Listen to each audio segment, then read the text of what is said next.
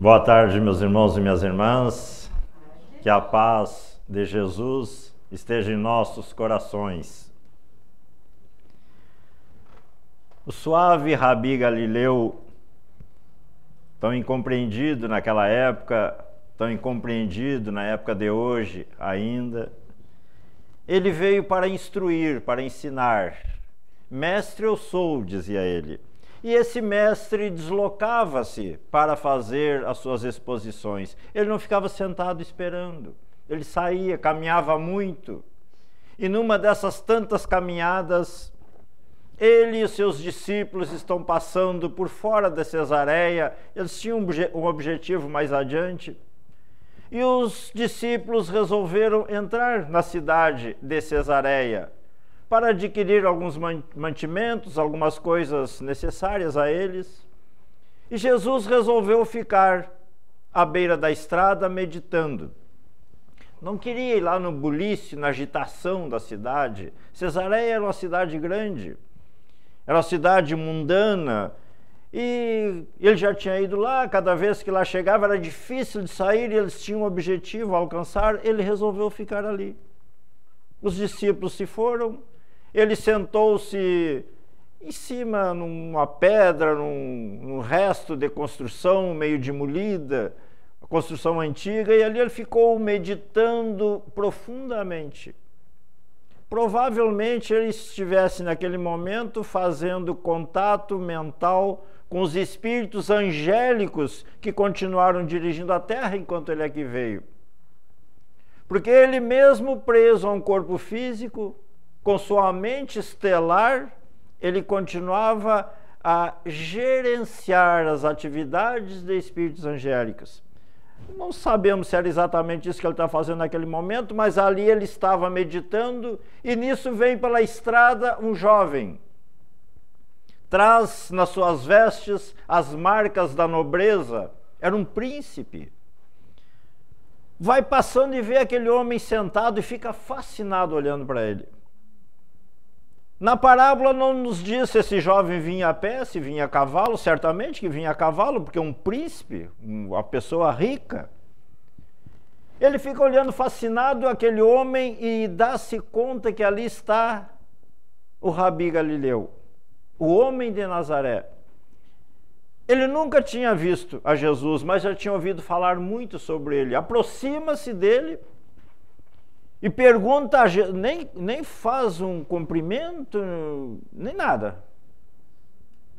Larga diretamente uma pergunta a ele, naquele homem que não estava nem ligado, nem percebendo que ele estava chegando, e diz direto para ele: mestre, o que é necessário fazer para atingir o reino dos céus? Jesus custa um pouco a voltar da sua meditação, olha para aquele jovem, belo jovem, marcas de riquezas em si, mas uns olhos profundamente atormentados, agitados.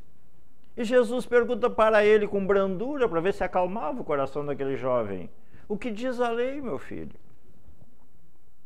O que diz a lei? O que é necessário fazer para atingir o reino dos céus? O que diz a lei? A lei diz para não roubar. Mas eu não roubo, eu sou rico. Para que eu roubaria alguma coisa? Mas a lei diz mais coisas, meu filho, e ele foi citando. A lei diz para não cobiçar, mas eu vou cobiçar o quê? Eu tenho tudo. A lei diz para honrar pai e mãe. Eu honrei tanto os meus pais que já morreram, deixaram-me toda a fortuna deles, pelo bom filho que eu era. Aí Jesus diz a ele assim: mas então tu tens tudo, né, meu filho? Porque ele estava dizendo que ele tinha tudo, ele cumpria a lei conhecida da época. Mas eu tenho tudo, então, mestre. Não, meu filho, tu não tens exatamente tudo, falta-te uma coisa. A mim, mestre? O que falta a mim? Falta-te renunciar. Renunciar? O que quer exatamente dizer com isso? Vai, vende teus bens, dá aos pobres e segue-me. Aí tu terás o teu lugar garantido no reino dos céus. Dar os meus bens? Sim. Todos os meus bens? as minhas terras, os meus palácios, ele era muito rico. A minha cama confortável, sim. Tu queres atingir o reino dos céus? O reino dos céus te aguarda. Renuncie. Tu tens todas as qualidades necessárias, falta a comprovação dessa. Mas ele pensou um pouco. Mas essa parábola, ela termina quase que por aí, mas ela tem desdobramento. Ela não para exatamente como nós a lemos no Evangelho ou na Bíblia. Amélia Rodrigues nos traz um desdobramento dessa parábola, através de Edivaldo Pereira Franco. E diz ela que o jovem, ele aceita a proposta de Jesus, ou o desafio de Jesus. Ele era um jovem voluntarioso, meio romântico, ele diz a Jesus, deve ser poético até dormir sob a luz das estrelas, andar por aí meio sem rumo. Eu aceito, mestre. Eu aceito a proposta, vou vender os meus bens e vou dá-los. E vou seguir-te. E quando devo seguir-te, mestre? Agora. Mas como agora? Sim. Queres seguir-me? Seguir-me, vem agora. Agora eu não posso, mestre. A gente nunca pode, sempre tem que ser depois. Agora eu não posso, mestre. Porque faz 2 anos que eu comprei cavalos caríssimos da Dalmácia e gasto uma fortuna com eles desde então para a corrida de Cesareia, que era a corrida mais famosa daquela época. Era como que uma Olimpíada dos dias de hoje. E o jovem rico queria humilhar a raça romana, a águia dominadora. Ele queria tripudiar em cima deles, mostrar a eles quem era a raça que tinha poder, que era a preferidinha de Deus. Claro que ele não usou esse termo. Ele queria humilhar gente antes de seguir a Jesus. Aí eu te seguirei, mestre. Posso? Para mim, meu filho, para mim haverá tempo. Para ti, amanhã não, porque nem era amanhã a corrida, eram uns dias depois. Se tu queres seguir-me, vem agora. Não deixe para amanhã. Mas por que não, mestre? Eu volto depois, não terei tempo. Para mim haverá tempo, para ti não, vem agora. Mas, mestre, eu vou dar todos os meus bens. Como se só faltou ele dizer para Jesus, como se estivesse dando os bens dele para Jesus. Diz Jesus para ele, mas isso vai fazer bem para ti, não é para mim. É para ti que vai fazer bem, desfazer-te dos teus bens. Tu vais ter um fardo menor ou não vais ter fardo sobre os ombros para caminhar. E quem caminha sem um fardo sobre os ombros chega mais rápido ao destino. Vem agora, meu filho. Não, mestre, eu vou ganhar a corrida de Cesareia, vou humilhar a raça romana e eu voltarei. E saiu. Mais adiante ainda volta-se para Jesus e repete, eu voltarei. E Jesus fica contemplando o afastamento daquele jovem com a profunda tristeza. Logo em seguida chegam os discípulos, muito agitados, muito alegres, e Pedro observa que dos olhos de Jesus 2 grossas lágrimas estão escorrendo. E ele pergunta, choras, mestre? Por que choras? Pedro, como é difícil um rico entrar no reino dos céus. Os discípulos ficaram olhando, não entenderam nada, porque eles não tinham participado do diálogo. E o desdobramento dessa história fica para o fim. Por que será que Jesus faz uma proposta dessas para alguém? E se eu chegasse para um de nós e dissesse, vende teus bens e segue-me, algum de nós faria? Eu não faria. Embora os meus bens não dá nem para comparar com o moço rico. Mas eu não venderia meus bens e eu seguiria. Então é óbvio que para mim ele não ia fazer uma proposta dessas. Porque a divindade nunca propõe a nós coisas que nós ainda não temos condições de fazer.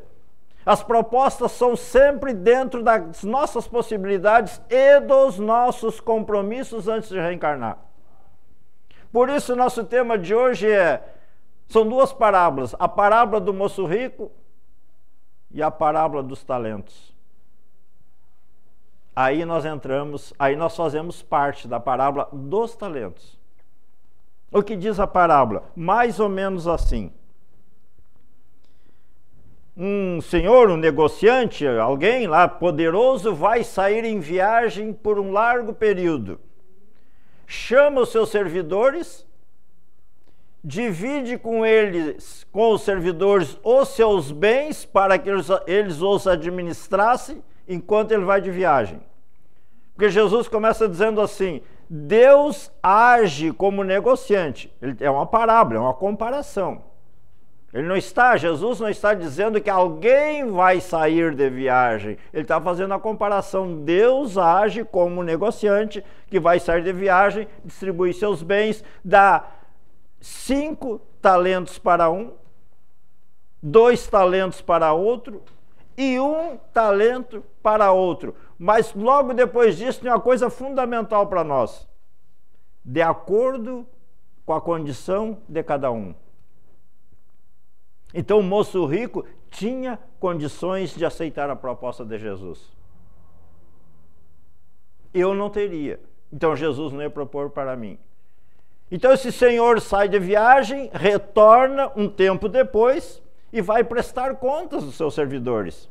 Aquele que recebeu 5 talentos, devolve os 5 talentos e mais 5, que ele trabalhou, que ele fez multiplicar, que ele fez progredir o que estava em volta dele.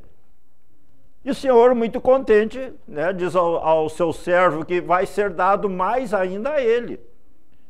Quando a gente acha que a gente trabalhando muito vai entrar de férias depois, espiritualmente falando, a gente está enganado, vai ter mais serviço ainda. Essa é a proposta que tem para nós, essa é a parte, eu ia dizer a parte ruim, mas essa é a parte boa. Porque na dimensão espiritual, aqui também é assim. Mas na dimensão espiritual, que a gente é muito preocupado, o que é que eu vou fazer quando desencarnar? Eu já devo ter dito isso aqui, mas lá só tem 2 coisas para fazer na dimensão espiritual. Só 2. Uma é trabalhar e a outra é dar trabalho. Só isso tem para fazer lá. E trabalhar dá alegria, nos sentimos úteis, não sei se exatamente felizes, mas pelo menos contentes com a vida. E dar trabalho é sinônimo de sofrimento. Aqui também.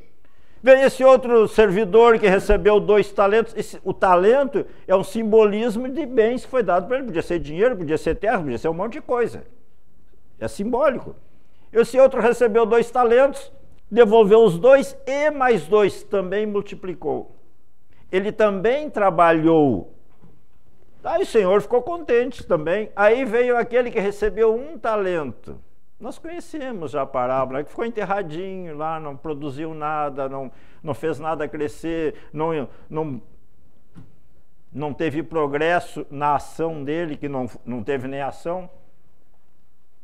E aquele foi mandado então para o pranto e ranger de dentes. Como isso é uma comparação que Jesus está fazendo, é uma parábola, o Senhor age como alguém que saiu de viagem. Então, como é uma comparação, quem é que sai de viagem? Não é o Senhor, não é Deus. Quem sai de viagem somos nós, para um país distante. No nosso caso, para um planeta Terra, país, no caso, Brasil, mas aí no planeta. Nós estamos no planeta Terra, cada um de nós trazendo os seus talentos. A proposta é séria ali para a gente. Por isso que muitos de nós que começamos a estudar o Evangelho e começamos a entendê-lo, alguns ganham mais força ainda para em frente, outros desistem. Porque nós trazemos os nossos atavismos ancestrais de que a gente faz pouca coisa e quando morre vai para o céu e fica sentado numa nuvenzinha do lado de Deus. Não sei como é que vai caber tanta gente do lado de Deus, mas fica lá do lado de Deus sem fazer nada, lá olhando os anjinhos tocar a harpa. Coitado desses que não gostam de harpa, vão para lá, vão pedir para ir para outro lugar. Mas a gente traz, não com tanta vivacidade na nossa mente, mas a gente traz mais ou menos isso. A gente quer trabalhar, quer ajudar os outros aqui para quando morrer ficar em paz. Não vai ficar em paz nada. Vai ter mais serviço. Então nós temos a possibilidade de não fazer nada quando chegar lá. Porque o que nós estamos fazendo com o nosso talento? Porque quem trouxe um talento fomos nós. Os 5 talentos por aí é uma representação dos Chico Xavier da vida, das Madre Teresa, que deles é exigido coisas muito maiores do que para nós. Imagina se o Senhor da vida, se a divindade, se os espíritos reencarnacionistas, aqueles que nos organizam para nós virmos aqui, se eles chegassem e dissessem para nós aqui, olha, quando tu chegar lá na Terra, tu vai ter que agir igual o Chico Xavier. Mas eu já nem vinha. Ia ser só para perder tempo, só para me comprometer mais. Mas nós pegamos um filho nosso que está lá numa 5ª série, mandamos ele para junto com outro que está lá no 2º, 3º grau e mandamos ele lá e dá um jeito de sair igual o outro? É lógico que não, é óbvio que não. Então o Senhor da vida não faz isso conosco também. Então cada um de nós vem com as suas condições. Na minha compreensão, como os 5 talentos eram o maior valor, simbolicamente falando aí da parábola, os que vêm com 5 talentos aqui devem ser esses que a gente admira tanto. Por isso que eu cito o Chico, a Madre Teresa e tantos outros que dariam para citar. Alguns dos santos, nem todos, porque alguns nem eram tão santos assim. Essas criaturas, poderíamos nominar outros aí, mas vamos ficar nesses 2 mais conhecidos nossos, ou 3 pelo menos, Irmã Dulce, Madre Teresa, Chico Xavier. Poderíamos, quem sabe, colocar algum papa bem recente aí, talvez até o atual, quem sabe. Porque quem leu alguma coisa a respeito desse homem, quando era hierarquicamente falando, dentro do catolicismo, muito aquém do que ele é hoje, que ele ia para os bairros lá, pobres, para as favelas, visitar as pessoas como bispo. Um bispo de Buenos Aires ia nas favelas sozinho de ônibus visitar as pessoas. Então talvez desse para colocar esse aí também. E quem é que traz os 2 talentos? Infelizmente eu ainda não sou. Então não sei quem que traz os 2 talentos. Dá até para a gente fazer uma ideia, mas o que interessa mais a nós é aquele número de talentos que nós trazemos. E penso eu que é 1 talento. Mas se nós trouxemos 1 talento, de repente tem pessoas aqui no nosso meio que trouxeram 2 talentos, que é o simbolismo de uma condição espiritual. Tem criaturas que, se nós formos enquadrar na parábola aí, trazem alguns graus abaixo de 0 de talento, que só estão complicando a vida dos outros, deles principalmente, né? Mas dos outros também. Esse da parábola, pelo menos, não diz na parábola que ele incomodou alguém, ele só não fez nada. Ele teve uma reencarnação que não somou nada. E nós estamos somando na nossa reencarnação? Quando nós retornarmos à pátria espiritual, será que nós levaremos alguma coisa? Mas não se leva nada daqui, não é isso que a gente aprende? Desse mundo nada se leva. Tem gente até que faz piada dizendo assim, alguém já viu alguma vez um caminhão de mudança seguindo o enterro? Só se por acaso lá ele entrar no meio ali, né? Porque quem morre não leva. Não, mas tem uma pessoa que levou. Conta Divaldo Pereira Franco, que uma pessoa riquíssima, uma senhora, não sei se era rainha ou o que era, mas era riquíssima na Inglaterra, que ela colocou no testamento quando ela morresse, isso é fato verídico, que quando ela morresse, ela queria ser enterrada com o Rolls Royce dela, que é um dos carros esse que nem sonha a gente, né? E tinha coisas, detalhes de ouro, era uma coisa assim. E quando ela morreu, fizeram, não sei como é que é, mas botaram o Rolls Royce lá. Mas Joana de Anjos diz para Divaldo Pereira Franco assim, quando ela chegou aqui, meu filho, ela andou, foi a pé mesmo. Mas é óbvio, mas é um desequilíbrio emocional da criatura, que, né? A gente tem que ter compaixão, já deve ter se recuperado, que isso aí, sei lá quanto tempo, quantos anos, quantas décadas faz isso. Mas então daqui nada se leva. Ou será que levamos? Santo Agostinho, numa mensagem belíssima no capítulo 14, para todos nós, porque ele fala ali da família. Aquela mensagem de Santo Agostinho fala de tanto para os pais, como para os filhos, para os netos, para os avós, para qualquer um. E ele diz ali no início não sei se é no 2º parágrafo, não lembro bem, ele diz assim, quando partimos daqui, levamos conosco as nossas paixões e as nossas virtudes. Então aqueles colorados doentes, aqueles gremistas doentes, vão continuar colorado doente e gremista doente. Então a gente tem que se esforçar para ir trabalhando isso aqui, gente, que senão a gente vai para lá e não vai, fica. Vai ter um Grenal, como é que a gente vai ir? Ou vai ter... A gente ri, traz assim meio como uma coisa engraçada, mas é sério. Pelo menos Santo Agostinho disse isso, a não ser que ele esteja equivocado. Mas nós sabemos que assim, aqueles que participamos de grupo mediúnico, onde os espíritos vêm se comunicar ali, vêm pedir socorro, vêm trazer suas dores, suas mágoas, suas angústias, os seus ódios, eles continuam por aqui. E alguns nem têm ódio, nem mágoa, nem nada, são criaturas que não têm referência, não têm formação nenhuma. Alguns não sabem nem que desencarnaram. Essas criaturas, o que fizeram com o talento que trouxeram? Ou com as condições espirituais que já conquistaram, porque todos nós temos já conquistas espirituais, senão não estaríamos no mundo de provas e expiações, que a gente acha tão ruim, né? Mas se não tem nenhuma conquista, vai estar no mundo primitivo, é muito pior. Então todos temos conquistas, e o que nós fazemos com as nossas conquistas? Alguns viemos ao mundo, como a gente não vem a trabalho, tem gente que diz, ai, não vi esse mundo a trabalho. Não, então ele veio para dar trabalho, porque a gente vem aqui a trabalho. E trabalho nas leis divinas é toda ocupação útil. Muitos vêm aqui e até trabalham muito pelas coisas materiais, que é uma obrigação nossa. É uma obrigação nossa cuidar bem das coisas materiais. Nós estamos, eu já há 65 anos, alguns menos, nós viemos aqui e ficamos então presos a um corpo material. Então nós temos compromisso com as coisas materiais. Os espíritos que conduzem a humanidade têm preocupações também com o progresso material do mundo, é óbvio. Allan Kardec pergunta para o Espírito Verdade, se ele, Espírito Verdade, ou se eles, os espíritos, se preocupavam com ele, Allan Kardec, com respeito às coisas materiais dele.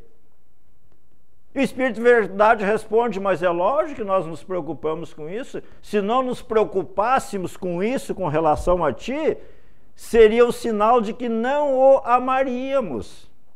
Vejam bem, gente, a profundidade disso. Para Allan Kardec, uma criatura que era desapegado dos bens materiais, mas ele sabia que ele tinha compromisso com as coisas. Ele tinha que pagar as contas. Aliás, era um benfeitor de muita gente que tempos depois é que foram descobrir. De ele visitar famílias em situação delicada, que do meio dele as pessoas não sabiam, não lembro exatamente como é que descobriram aquilo. Foi até relato de pessoas que eram atendidas por ele. Então a criatura dessa, mas ele queria também saber se eles se preocupavam com a coisa material, eles se preocupam. Então nós devemos cuidar bem das nossas coisas. Não é virar uma criatura mística. Ai, que eu sou um ser espiritual, não quero saber dos bens terrenos. Nós precisamos dos bens terrenos, precisamos nos preocupar com eles, mas até um certo limite. Até um certo limite. Porque se uma xícara vale R$2, que eu não sei quanto é que vale, e se uma criança quebra, é só R$2, não precisa dar uma sova na criança porque quebrou uma xícara. Alguns de nós, às vezes, fazemos isso. Ou uma outra coisa, se um carro aí que vale R$10 mil, se alguém roubou ou está roubando, não precisa dar um tiro nele, para mim é muito dinheiro, mas é só 10 mil, gente. Deve falar dos outros, aí se fosse comigo, eu não sei se eu ia pensar assim, mas eu estou falando dos outros. Mas nós temos que ter a preocupação com as nossas coisas, é óbvio, não precisa ser 10 mil, pode ser R$100 ou 200, que alguém rouba, a gente vai se entristecer, é óbvio, mas o que a gente vai fazer contra a criatura que fez aquilo? O que Jesus diz?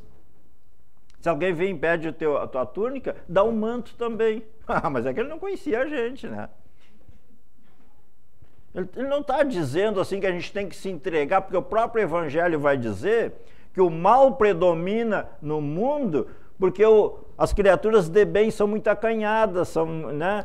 Então, não é que a gente tenha que sair agredindo. Então nós temos que saber dosar as coisas. Não tomarmos atitudes que às vezes alguns tomam aí por causa de um assalto, por exemplo. Eu não sei qual seria a minha reação se fosse assaltado, mas penso eu que ficaria quieto, até por medo do assaltante, né? Mas mesmo que não tivesse medo, que tivesse condições de reagir, não se deve reagir. Nós vemos tragédias aí, gente, por causa disso. Por causa das coisas terrenas que a gente não vai levar, mas vai levar como consequência a nossa ação com relação às coisas terrenas. Então daqui se leva muito mais do que se imagina. Todo bem, como alguém já disse aqui, todo bem que nós fizermos para alguém, para nós também, viu, gente? Porque se eu não me organizo, se eu não me equilibro emocionalmente, como é que eu vou fazer algum bem para alguém? Ninguém dá o que não tem, é uma coisa óbvia. Ninguém consegue dar o que não tem. Então nós vamos levar conosco todo o bem que nós fizermos e todo o mal que nós fizermos, nós vamos levar. Como a maioria de nós já não está assim praticando tanto mal, só uns malzinhos de vez em quando, né? Que a gente já xingadinhas, não sei o quê, as coisas pequenas, depois a gente já resolve, já sofre ali adiante, já está resolvido, e está mesmo. Mas nós vamos levar também todo o bem não feito. Porque fazer o bem não é só não fazer o mal. Às vezes a gente se escora nos ditos populares que tem uma profundidade muito grande, mas a gente se escora dizendo assim, mas eu não faço mal para ninguém. Como se a gente estivesse fazendo um favor para os outros, porque a gente não está fazendo mal para eles. Nós viemos de lutas tão renhidas nas outras reencarnações que era normal a gente viver brigando sempre, se prejudicando uns aos outros sempre. Como hoje a gente já não está mais trilhando por aí, depois de muito sofrimento, de muitas reencarnações na busca, hoje a gente já não está mais se avançando nos outros ou nas coisas dos outros. Então alguns nos escoramos dessa, não, mas eu não faço mal para ninguém. E realmente é uma grande conquista para a gente, e é. Porque algumas criaturas que estão aí, às vezes à nossa volta, e tomara que não, mas às vezes até dentro da família da gente, estão avançando nas coisas dos outros, estão se avançando nos outros tipo bicho. Estão muito mais atrasados que nós. Então, com relação a eles, nós estamos melhor, já que não estamos prejudicando a ninguém, mas a proposta da reencarnação não é essa. Principalmente para quem já tem conquistas, já tem talentos. A proposta da reencarnação é multiplicar, desenvolver o progresso. E aí é que nós temos que parar e pensar o que nós estamos fazendo com os nossos talentos. Nós estamos multiplicando os nossos talentos, e esse multiplicar os talentos é agir em favor de outras pessoas. É um exercício que a gente acha às vezes dolorido. Eu particularmente achava mais dolorido que acho hoje. Hoje eu comecei a descobrir que dá um bem-estar tão bom na gente quando a gente consegue ajudar alguém, fazer alguma coisa por alguém. Quando a gente consegue se compadecer da dificuldade de alguém que a gente tem condições ou tem vontade, condições a gente tem. A gente tem vontade de ir ali colaborar com aquela pessoa. A gente tem uma sensação tão boa depois que a gente não sabe explicar o que é. Essa sensação é a tal da felicidade, que é tão miúde que a gente tem. Nós estamos praticando isso? A grande maioria, não sei, a grande maioria eu acho que é meio exagero, mas muitas pessoas, o percentual de gente muito grande nesse mundo está fazendo isso. E não só dentro das casas religiosas. E não tem gente fora de casa, seja qual for a religião, gente que não entra em casa religiosa, não é que tenha coisa contra, mas não tem interesse naquilo ali. Estão desenvolvendo seu talento muito mais do que nós que estamos dentro de uma casa religiosa. E a nossa observação deve ser com relação a nós mesmos, quanto às nossas atitudes. O que nós estamos levando? Ou estamos só buscando? Que é também um atavismo nosso.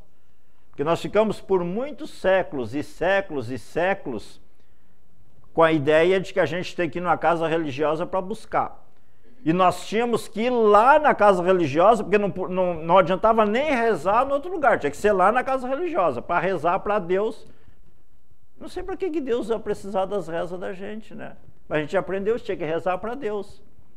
Certo, ele vai passar mal se a gente não rezar para ele. Eu não estou diminuindo o valor da prece. Eu estou apenas querendo que a gente tenha mais lucidez, porque a prece nas nossas vidas é muito mais importante do que a gente imagina. São os Espíritos que nos dizem. Que o dia que nós tivermos a condição de entender o valor da prece nas nossas vidas, A gente não vai passar o dia inteiro rezando, não. Mas a gente vai fazer ela com um sentimento maior. Pode ser de 30 segundos. Porque na questão 661 do Livro dos Espíritos, que eu estou falando sobre a lei de adoração, mais particularmente na parte que fala sobre a prece, Allan Kardec pergunta sobre se a prece agrada a Deus, se ela é agradável a Deus, ou qual a prece que é mais agradável a Deus, e os Espíritos respondem, a prece mais agradável a Deus é a ação, é a atitude, é nós colaborarmos, contribuirmos uns com os outros. Então a prece é importante, mas não que Deus precise dela. Porque a prece, o que ela faz em nós? Se a gente fez ela com o sentimento, nós mudamos o nosso padrão vibratório. Entramos em sintonia com espíritos melhores ou muito melhores, vamos ter mais disposição para tudo. Vamos ter mais condições de vibracional, de energia boa para, se formos aplicar o passe em alguém, ter um resultado melhor. E esse aplicar passe em alguém não precisa ser exatamente na casa espírita com as mãos estendidas, pode ser conversando com alguém. Claro que a gente não vai sair num ônibus aí colocando mão no... Não dá, né? Daí é coisa de dificuldade mental até. Mas nós, quando se vermos alguém dentro de um ônibus ou em qualquer lugar na rua, que a gente vê que a pessoa não está muito bem, a gente pode dar uma olhada com carinho para aquela pessoa e fazer um pensamento assim, como eu gostaria que aquela criatura se sentisse melhor. Nós estamos dando um passe nela, sem esticar mão. Esticar mão é uma necessidade nossa ainda, mas a gente pode fazer essa transfusão de energia, a gente pode ser útil de tantas maneiras e às vezes a gente perde essa oportunidade. Mas e nós que estamos em uma casa religiosa, recebendo informações... Eu não estou dizendo que a gente seja melhor que qualquer pessoa, não é isso que eu estou dizendo. Mas nós estamos recebendo informações que o povo daí, de maneira geral, não está recebendo. Nós estamos em contato com a terceira revelação de Deus às criaturas humanas. Nós já ouvimos falar isso, que a doutrina deles, dos Espíritos, a mensagem deles... A primeira revelação de Deus foi a mensagem através de Moisés, nos 10 mandamentos, do jeito que veio com aquelas 10 frasezinhas. Depois veio Jesus, 14 séculos depois, trazer a segunda revelação de Deus através da mensagem dele. Que Moisés lá falando de justiça, né? Porque a gente não sabia nem o que era isso naquela época. Depois vem Jesus falar de amor. E agora vem a doutrina espírita espraiando tudo isso em todos os sentidos, de justiça, de amor e de caridade. É a última das leis morais da terceira parte. A lei de amor, de justiça e de caridade. E nós estamos recebendo essas informações. Estamos vivendo a terceira revelação de Deus às criaturas humanas. Nós, os espíritos, estamos vivendo. Vivenciando. Mais ou menos, vivenciando. É isso que a gente precisa melhorar. A vivência da terceira revelação de Deus a nós, criaturas humanas. E faz uns 2, 3 anos que eu estava fazendo uma fala sobre o Livro dos Espíritos. E eu falei bastante sobre isso, né? Que a gente está vivendo a terceira revelação de Deus, porque a primeira nós não aproveitamos. Até por falta de condições. A gente ouviu aquilo, mas não teve condições. A segunda revelação, que foi Jesus, a gente também não aproveitou direito. Aliás, eu acho que nem direito, acho que não, torto a gente aproveitou. O que será que nós andamos fazendo de Jesus para cá? Só de Jesus para cá. Quantas reencarnações nós tivemos de Jesus para cá?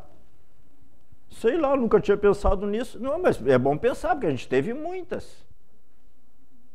Fazendo uma média, isso é dito por Divaldo Pereira Franco e por Raul Teixeira, não é uma invenção minha.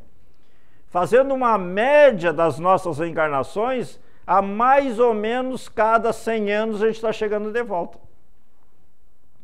Então eu cheguei em 1949. Então mais ou menos em 1849 eu cheguei também. Mais ou menos 100 anos a gente chegou. Então de Jesus para cá dá 20 reencarnações. Mas isso é uma média. A gente pode ter tido 10, 12, 15, outros podem ter tido 28 ou 30, mas umas quantas nós tivemos. Alguns de nós ficamos 20, 30 anos na dimensão espiritual, outros ficam 5 ou 6, alguns ficam 150, 200. Então, em média, 100 anos. Agora a gente já está... Tem uns de nós, já estou com 65. No tempo que eu era jovem, não, mais jovem, que eu ainda sou, né? O tempo que eu era mais jovem ainda, falava em alguém com 60 anos e o pessoal assim, mas meu Deus, não morre nunca. Agora que eu estou com 65, eu nem penso nisso. Claro, agora nós estamos... A divindade deu coisa para nós que a gente não está se dando conta. Aliás, não está se dando conta de quase nada do que a divindade nos dá. Algum de nós já pensou na importância da medicação, da medicina que a divindade nos proporciona para aumentar o nosso tempo na escola? Era natural a gente desencarnar com 50, quando vivíamos... Não, tinha pessoas que iam 70, 80 anos, mas dava para contar nos dedos.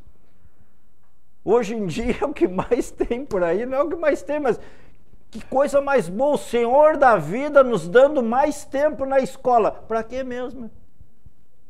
E o que eu estou fazendo com esse tempo maior que Ele está me dando? São os talentos. Para a gente ter mais tempo de acordar para desenvolver os nossos talentos. E alguns de nós, quando chegamos lá pelos 60, pelos 70, pensam assim, agora já estou muito velho, não vou fazer mais nada. Velho para quê? Mas o espírito não envelhece, gente. Por isso que eu não acredito, eu só sei que eu aceito que eu tenho 65 anos, quando eu olho no espelho e quando vem aquelas dorzinhas, né, que dói com açúcar em qualquer lugar.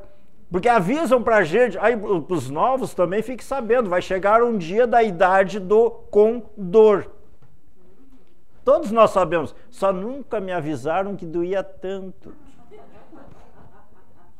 Mas tem o tal do analgésico, a gente consegue resolver isso.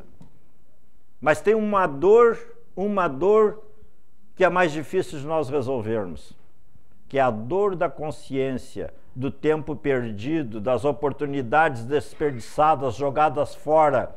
Aí como a gente chega lá pelos 60, 70 e olha para trás e vê que não é bem a realidade, mas a criatura está no processo depressivo, e a gente valoriza só o negativo, aí olha para trás e diz assim, mas eu tenho 70 anos e não fiz nada nessa vida. Claro que fez.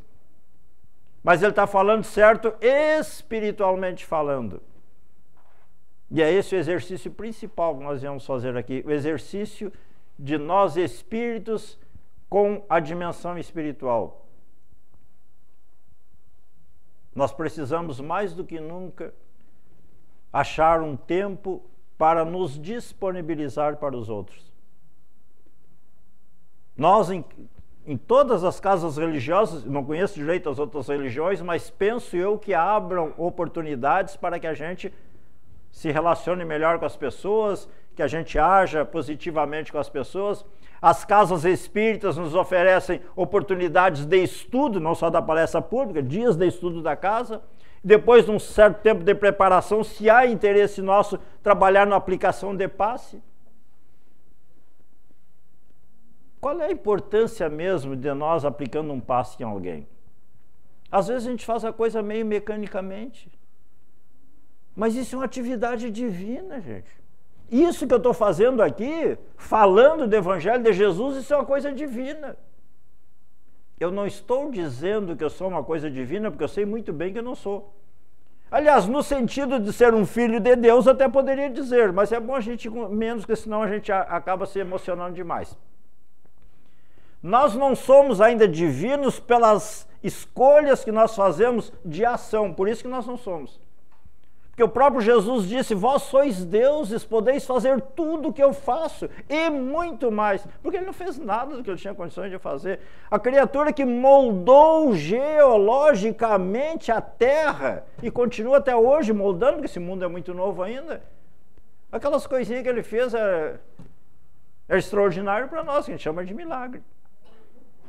Então, para nós desenvolvermos o nosso talento, nós temos que começar a produzir alguma coisa, naquele contato com as pessoas, colaborando com as pessoas, porque na dimensão espiritual, que só tem as duas coisas que eu já falei, e quando nós estamos trabalhando, sempre é em favor de alguém. Sempre. E sempre em favor de alguém que esteja em situação mais delicada que a nossa. E sempre vamos receber a ajuda daqueles que estão em posição menos delicada que a nossa. Lá a pirâmide é invertida.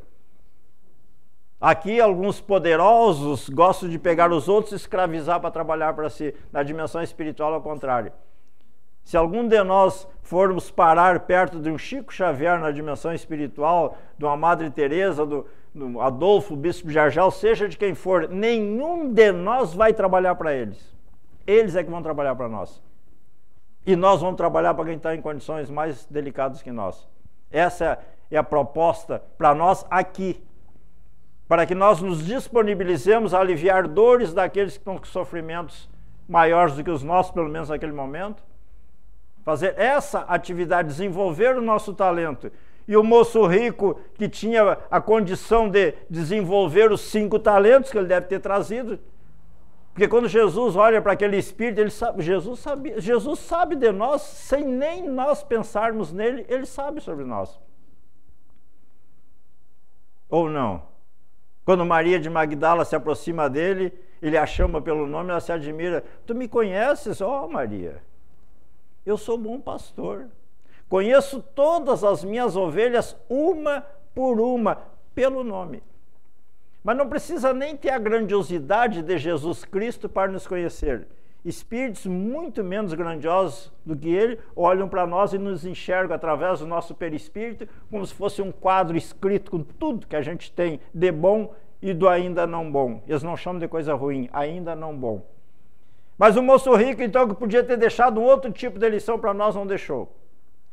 Aí no dia da corrida de Cesareia, daquela multidão, fala em 120 mil pessoas, mais ou menos, agitadas, gritando, e os tratadores, os que cuidavam dos cavalos, segurando aqueles animais, que era uma corrida de quadrigas, eram aqueles carrinhos puxados por 4 cavalos cada um. Tinha as bigas, 2 cavalos e quadrigas, era uma corrida de quadrigas, várias enfileiradas aí para sair.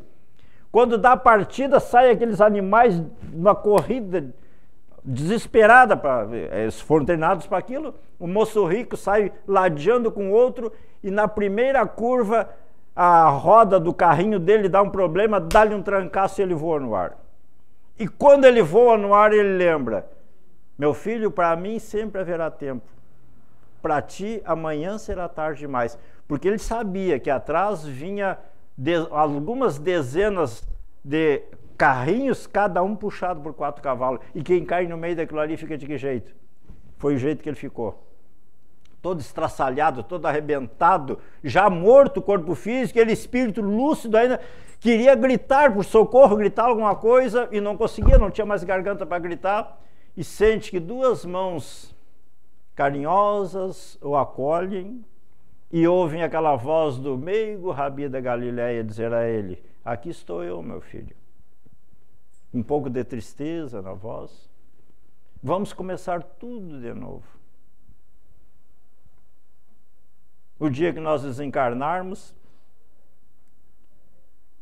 se Jesus se apresentasse, lógico que não vai acontecer isso, mas vamos fazer um exercício de imaginação. Se Jesus chegasse para nós, quando nós desencarnássemos, e perguntasse assim para nós: de onde vens, meu filho? Que nós pudéssemos dizer assim: da terra, Senhor. E o que trazes de lá, meu filho?